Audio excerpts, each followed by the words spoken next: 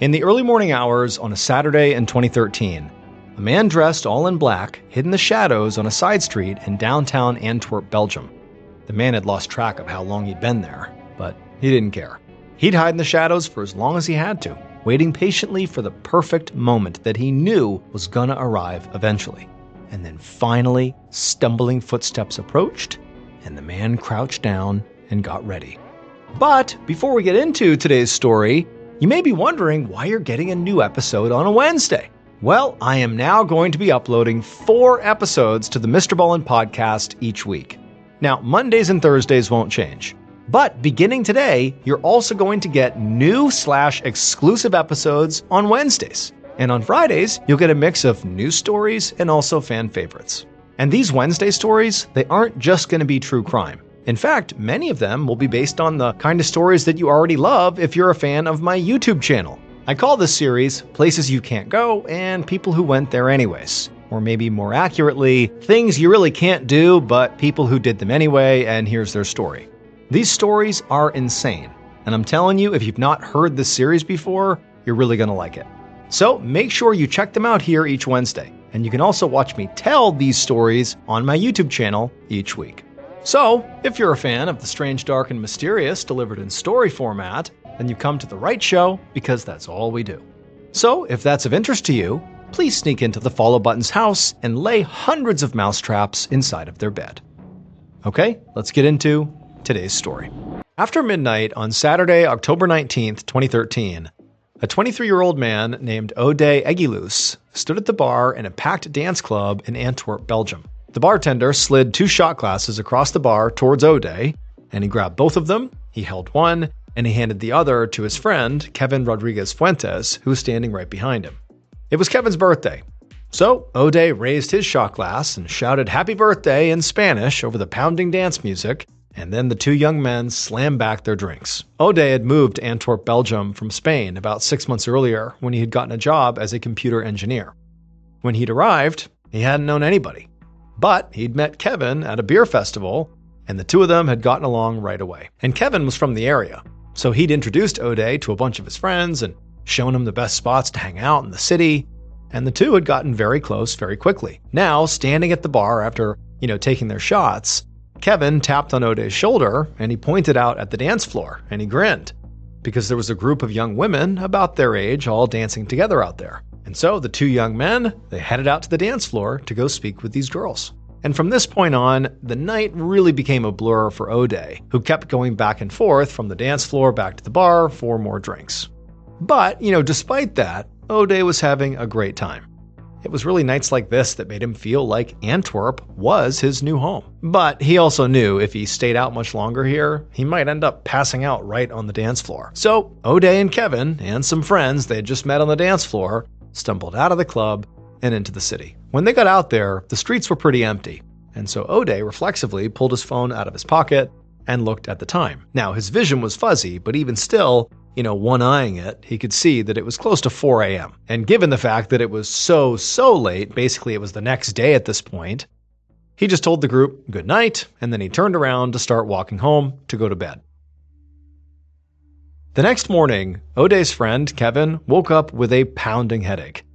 His eyes fluttered open and he looked around and he let out a sigh of relief because he was safely in his bedroom in his apartment in Antwerp. He had been so drunk by the end of his birthday celebration the night before that he literally didn't remember getting home. And so now, painfully, he rolled over and grabbed his phone off the nightstand and reflexively texted Ode, along with another friend that had been out with him the night before, asking how they were feeling. The other friend texted right back, but Ode did not respond. But this didn't really worry Kevin that much. I mean, he's horribly hungover. Ode has to be as well, and so he likely is just sleeping it off, and he'll be in touch when he wakes up. However, all day that day, Kevin did not hear from Ode.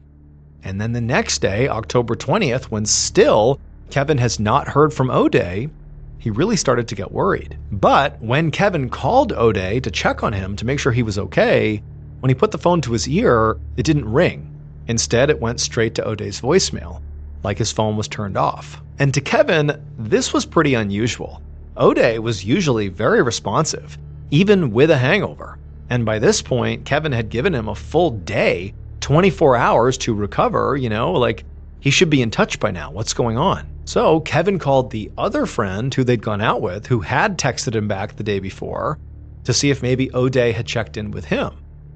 But that friend said he also had not spoken to O'Day. And so at this point, Kevin hung up and just decided to go to O'Day's house and literally physically check on him. However, when Kevin arrived at O'Day's house, he found O'Day's roommates, but no O'Day. O'Day's roommates did not know O'Day very well, so they didn't know what was sort of normal and not normal behavior.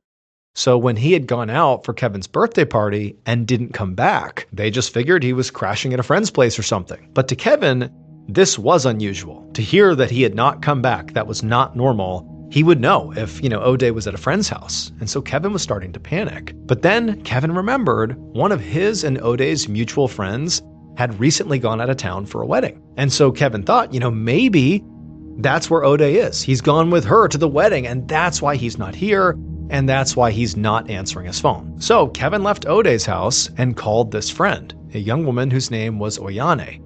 He was hoping that she would have an explanation for everything, but instead, when she answered the phone, it was obvious from her voice that she was also freaking out about O'Day. Oyane said she also had been calling O'Day nonstop over the past day or so, and she couldn't get in touch with him. And so it was becoming clear that nobody had seen O'Day since the night of the birthday party when he set off around 4 a.m. to walk home drunk from the bar. Kevin had no idea what he was supposed to do, but he felt like his friend was in trouble. So he contacted the police and officially reported O'Day missing. The following day, Monday, October 21st, Kevin sat in a small room across from members of the missing persons unit of the Belgian National Police. And as soon as the officers started asking Kevin questions, it became clear that this was going to be a very frustrating meeting for everybody. Because no matter how hard Kevin tried, he literally couldn't remember much at all. His memory of his and O'Day's night out on his birthday were really just blurry images and pieces of random conversations because, he was drunk. But Kevin did manage to remember what O'Day had been wearing. He had a gray hooded sweatshirt and a black and white checkered scarf. And he also knew the area of town specifically where they had gone out. But really that was it. And so by the time Kevin left the police station, he felt like he was really letting his friend down. And he just couldn't handle the idea that now he would just have to sit around and wait and hope police magically found him, when right now O'Day, wherever he was, could be in trouble or hurt or something. He just felt like he had to do something. So that afternoon, Kevin met up with some of O'Day's other friends, and together, they began hanging posters all around the city that had pictures of O'Day on them. Antwerp was a very busy city, filled with bars and restaurants that stayed open very late, so they were sure that somebody had to have seen O'Day while he was walking home. He couldn't have just disappeared into thin air. People don't do that. Meanwhile, detectives in the missing persons unit got to work. Now, Kevin had not given them a ton to go on, but knowing where in the city he and O'Day had gone out and what O'Day had been wearing did actually turn out to be quite helpful. Because with this basic information, police were able to collect CCTV surveillance camera footage from outside of the bars, restaurants, and street corners where Kevin and O'Day had been. And it didn't take them long to pick up on O'Day's trail.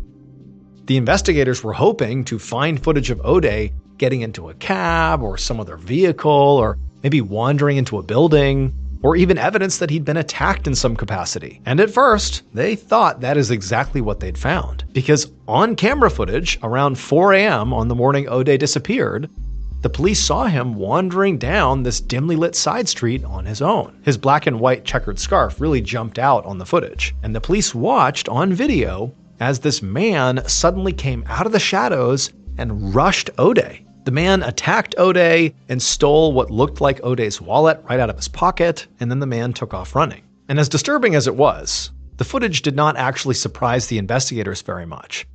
While Antwerp was not a particularly violent place, it was a big city, and drunk people wandering home at night did occasionally get mugged. However, what the investigators saw next on the surveillance footage did completely shock them. Because after the mugging, O'Day had pulled himself together and kept heading down the street. And on footage taken a few minutes later from a different camera, the police saw O'Day still wandering on his own when suddenly 2 new men rushed up, attacked O'Day, took his phone, and then they ran away. Meaning, in the span of just a few minutes, O'Day had been mugged twice by 3 different people. And none of the investigators had ever seen anything like that. It was like something you'd expect to see in a movie or a TV show about a guy cursed with bad luck or something. But as bizarre as this was, investigators now had something to go on. They didn't know if these muggers, the 3 men, were connected in some way, or if this had truly been 2 random, unconnected muggings. But O'Day's cell phone and wallet had been stolen by these guys. So they could track O'Day's cell phone data and also his credit card info, and the investigators hoped that would then lead them right to O'Day's attackers, and they could figure out what their affiliation was and why they targeted O'Day, and hopefully where O'Day is now.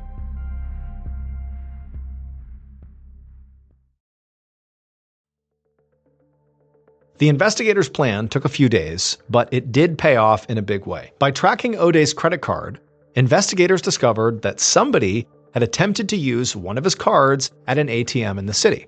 And so they pulled surveillance footage from that ATM to identify the first mugger. Then, by using cell phone tower data and CCTV footage along the route where they saw his cell phone was taken, investigators were able to identify the other 2 attackers involved in the second mugging. And so now they believed they just needed to talk to these thieves to figure out where O'Day was. Fast forward to October 29th, 10 days after O'Day's disappearance, and he still is nowhere to be found. Officers from the Missing Persons Unit interviewed these 3 muggers separately. The police made it clear that they had a pile of evidence here that showed they mugged O'Day shortly before he vanished, so there's no point in trying to deny it. They know what they did. And none of the muggers did try to deny it. In fact, all 3 men admitted that they had jumped O'Day on the street, and they told the police exactly what they had stolen. But they insisted their attacks, the 2 muggings, were not coordinated at all. They just happened to have gotten to O'Day within a few minutes of each other. And then even more importantly, they also all insisted that they had nothing to do with O'Day's disappearance. All they did was rob him, that's it. As the investigators listened to these muggers talk, all they could do was stare in disbelief.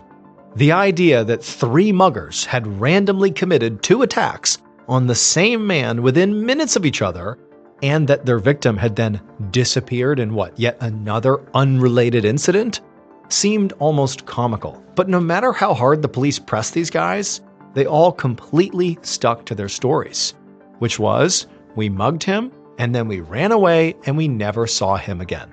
The police arrested and held all 3 men in connection to the robberies that they admitted to doing.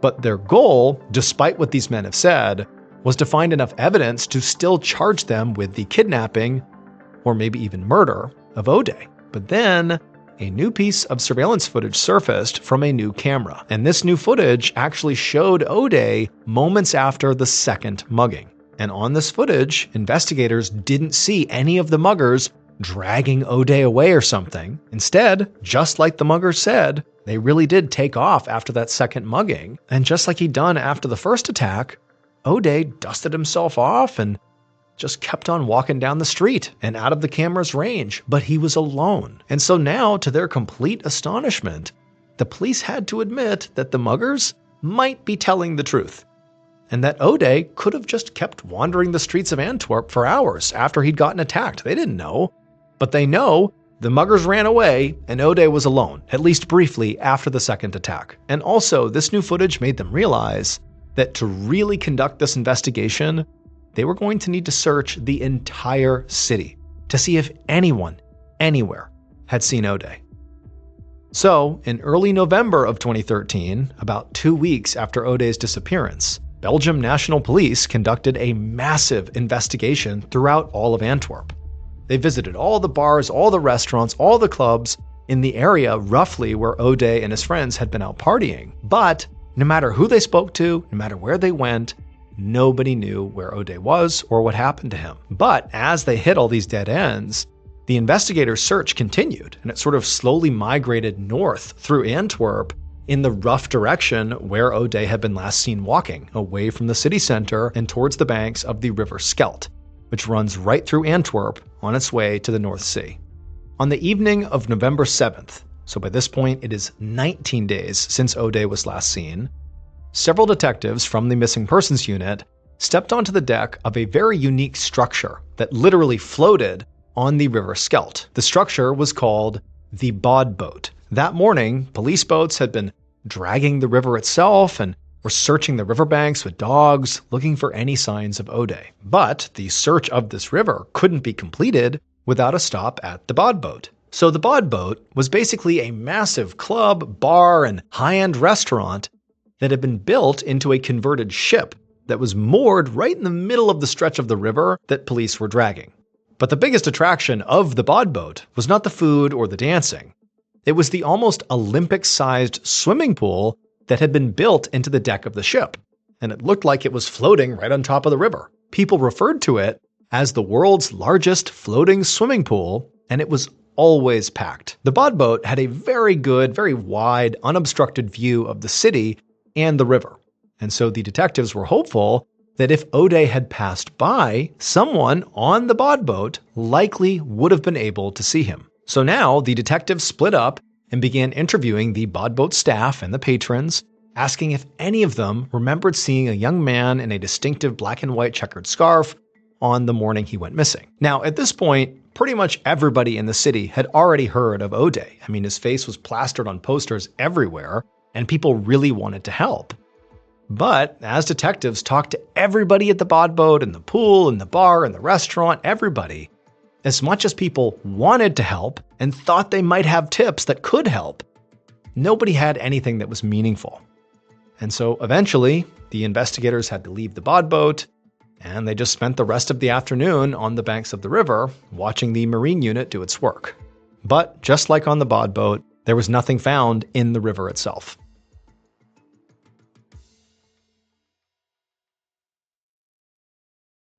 On November 19th, 2013, so now 1 full month after O'Day's disappearance, friends and family gathered publicly, both in Antwerp and his hometown in the Basque country of Spain.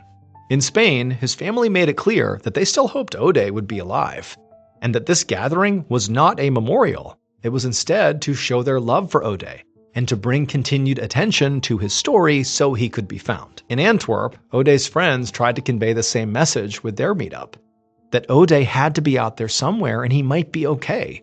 We just need to keep looking. However, by the end of 2013, so now over 2 months after O'Day's disappearance, it became clear that the police investigation was really not making much headway at all. Police still had those 3 muggers in custody in hopes that maybe they would crack and they would admit that they had done something to O'Day after the muggings. But the 3 men had not changed their stories at all.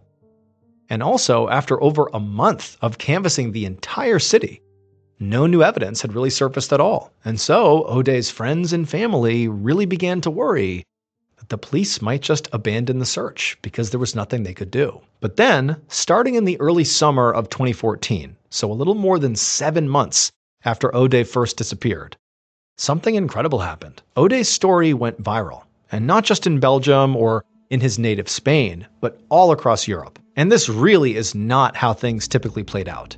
Thousands of people go missing in Europe every year, and most of those cases go relatively unnoticed by the media and the general public. It just is what it is. But the story of this young man who had moved to Antwerp to start his career and a new life, only to vanish without a trace after being mugged twice in the middle of the night, it just seemed so unbelievable and also resonated with people everywhere. It just felt so tragic. And so as the police, who by this point really had throttled back their search quite a bit, I mean, it's been 7 months by now, as police were showing signs of just basically dropping the case, people all across the continent demanded the police not just continue, but increase their scrutiny. Look everywhere, triple your efforts, find O'Day. And so there's all this unbelievable international outpouring of support from this viral story. I mean, you had poets all over the world writing poems about O'Day, and you had musicians writing music about O'Day. You had charity groups coming out in Belgium and doing their own search for O'Day. I mean, it's like the whole world was rallying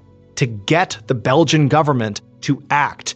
Like, triple your efforts, find O'Day, he's out there. And then what sort of pushed it over the edge was in October of 2014, as the first anniversary of O'Day's disappearance approached, one of the most famous soccer players in the world, Cristiano Ronaldo, played a game with images of O'Day on his jersey. I mean, his story really had reached basically everyone. And it was at this point that Belgium did act. The Belgium National Police literally doubled down on their efforts to search the entire country for O'Day. They're not just looking in Antwerp anymore, they're going to look everywhere. They also enlisted the help of Interpol, an international police organization, to expand the search to other European countries. And so throughout 2014 and into 2015, investigators in Antwerp revisited bars, restaurants they had gone to during their initial canvass, and they re-interviewed people connected to O'Day. They also made public announcements to let people know they were still looking for O'Day. But despite all this effort, despite really doing their absolute best to find O'Day, they couldn't find him. But then on September 18th, 2015, so 1 year and 11 months after O'Day's disappearance, something happened with the bod boat that changed everything. So to understand what happened, you need to take into account the literal design of the bod boat. So the bod boat really was, this entertainment hub that had been installed in this decommissioned boat. But the boat is not like a boat that we think of when we think of a huge ship or something where there's multiple stories and a huge deep keel that goes beneath the surface of the water. Instead, it was more like a big floating dock, almost like a catamaran-style boat where it's sort of one level, this big rectangular square, and there really is nothing below the surface. It's more like a big floating dock. That was the bod boat. And on September 18th, 2015, the swimming pool on the bod boat began to leak. Now, remember, you're looking out at the bod boat from land, and it basically looks like a big floating dock with all these attractions on it, including a pool. And so even though you'd see the surface of the swimming pool being at level with everything else, basically right at the top of the river, well, there's a recessed portion that effectively touches down into the river. And so at some point, there's a leak that formed on the base of this pool, and the pool began taking on all this extra water, and the pool literally broke off from the bod boat structure, and it sank to the bottom of the river. Now, luckily, no one had gotten hurt when this happened, but the story had taken over the news. The bod boat was a huge attraction for people in Antwerp, as well as for tourists visiting the city, and so the city immediately began working to come up with a plan to resurface the swimming pool and rebuild the bod boat. Finally, on February 11th, 2016, so almost 2.5 years after O'Day's disappearance and 5 months after the swimming pool sunk, 2 cranes attached to a boat were brought in to latch onto the base of this pool at the bottom of the river and try to resurface it.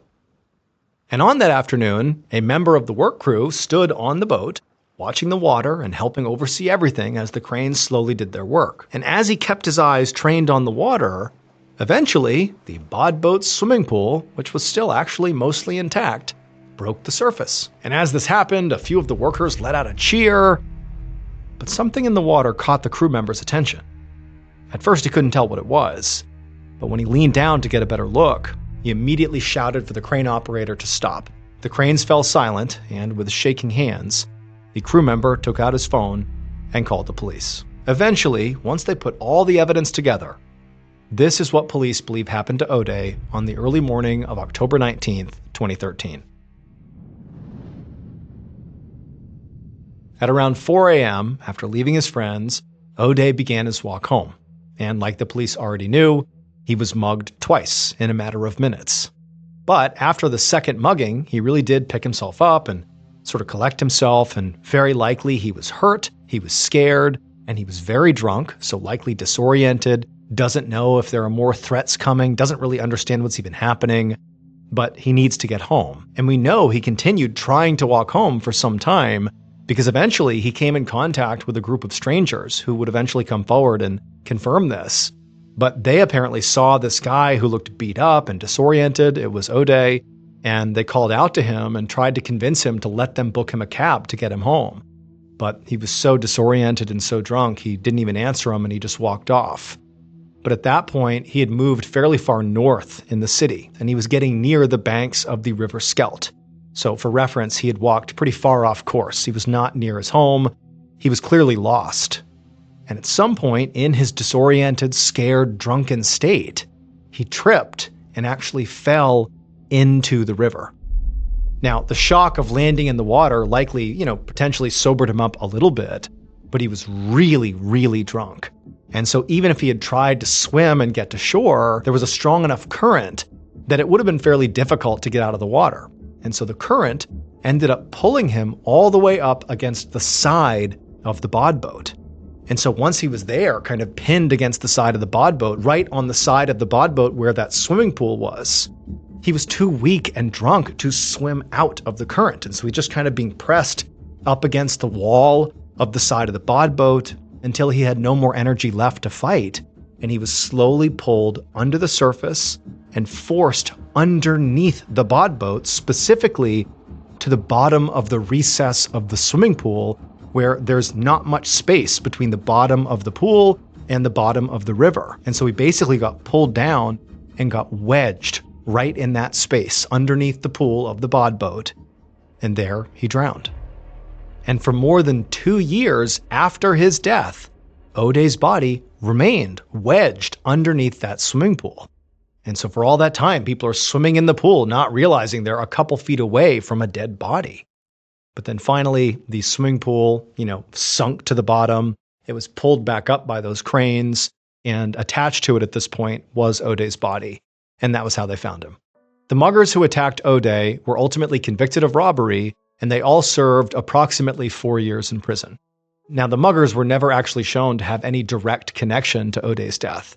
And while authorities believe the most likely scenario is that O'Day simply fell into the water, they were never able to officially rule out foul play. O'Day's parents have called for further investigation. A quick note about our stories: they are all based on true events, but we sometimes use pseudonyms to protect the people involved, and some details are fictionalized for dramatic purposes. The MrBallen podcast, Strange, Dark, and Mysterious Stories, is hosted and executive produced by me, Mr. Ballen. Our head of writing is Evan Allen. Our head of production is Zach Levitt. Produced by Jeremy Bone. Story editing by Evan Allen. Research and fact-checking by Shelley Shue, Samantha Van Hoos, Evan Beamer, Abigail Shumway, and Camille Callahan. Research and fact-checking supervision by Stephen Ear. Audio editing and post-produced by Whit Lacasio and Cole Lacasio, Perry Kroll, and Jordan Stidham. Mixed and mastered by Brendan Kane. Production coordination by Samantha Collins. Production support by Antonio Manata and Delana Corley. Artwork by Jessica Clogston-Kiner. Theme song called Something Wicked by Ross Bugden. Thank you for listening to the Mr. Ballen podcast. And just a reminder, every new and exclusive episode we put out on the Mr. Ballen podcast, you can also now watch on the Mr. Ballen YouTube channel that very same day. And trust me, some of these stories you truly have to see to believe. Again, my YouTube channel is just called Mr. Ballen. If you want to listen to episodes 1 week early and ad-free, you can subscribe to SiriusXM Podcast Plus on Apple Podcasts, or visit SiriusXM.com/Podcast Plus to listen with Spotify or another app of your choice. So that's going to do it. I really appreciate your support. Until next time, see ya.